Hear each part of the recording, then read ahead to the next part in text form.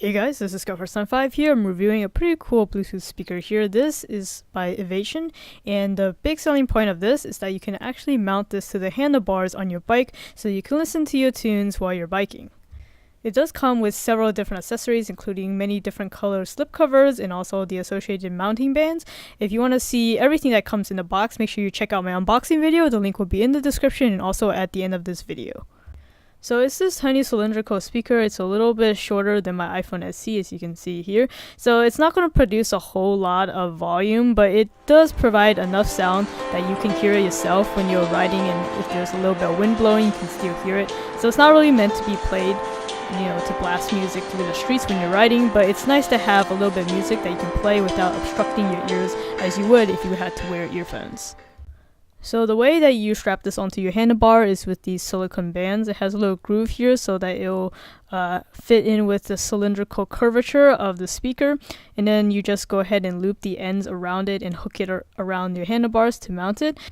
And the way I usually orient this is I have the speaker portion facing the front of my bike. That way I have the switch on the back easily accessible, and then I have the side, left and right sides of the speaker exposed so I can easily skip tracks or adjust the volumes on the fly. And because it's wireless Bluetooth, you can have your phone pretty much anywhere near your person when you're riding, maybe in your backpack, in your pocket, or anything like that. But usually I like to have it set up where my phone is on my handlebar as well. I have a handlebar mount for my phone, so it's right next to each other, so I can usually control it straight from my phone. It's a little bit easier sometimes than to actually feel all the buttons on the side of the speaker. But the buttons are very easily tactile, and you can use it with gloves, no problems, I can see here. And talking briefly about the buttons, there are 6 total on the thing on the side. So you have the skip tracks buttons, the arrow buttons right here, and you have a pause play button right in the middle of those. And then on the other side, you have the volume plus and minus buttons clearly laid out, and in between those buttons is the mode button. So you can see on the other end, opposite of the speaker, you can see there's a on-off switch, and next to those are 2 other methods of inputting music. So you can use an auxiliary cord if you so choose. For whatever reason you don't want to use Bluetooth, you can have that option, and you can also have a pre-programmed playlist on your micro SD card if you so choose as well. Though I do want to note that if you do go with this option, there's no way to shuffle. Now, I know it looks like it's not super secure. I mean, you're only mounting it with basically rubber bands, but actually it seems to hold out pretty well. I don't really go super, heavy mountain trailing with a lot of bumps in the road or anything like that, but for regular commuting with a few bumps in the pavement or riding over grass every now and then, it still holds up perfectly fine. And since the speaker is meant to be used outdoors in rain or whatever weather, so it does have this weatherproof silicone cover here. And as you saw earlier, it comes with 3 other colors in addition to this red one. It has a black, blue, and lime green color, and it's all the silicone material, the same material as the band.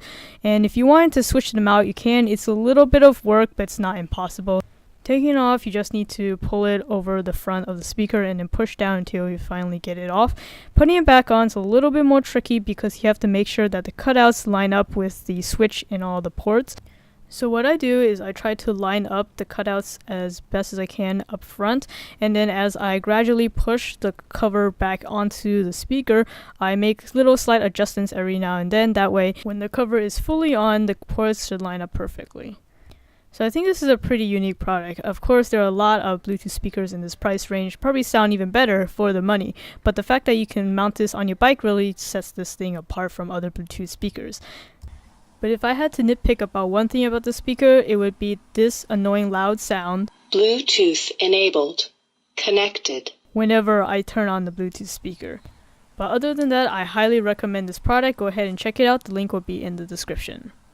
Thank you for watching this video. If you found it helpful, please give it a like. It'd be greatly appreciated. And make sure to subscribe to my channel, Skyforce95, if you haven't already, to get more content like this. Or if you're watching this on Amazon, head over to my channel URL right here, or just search it up on YouTube, Skyforce95.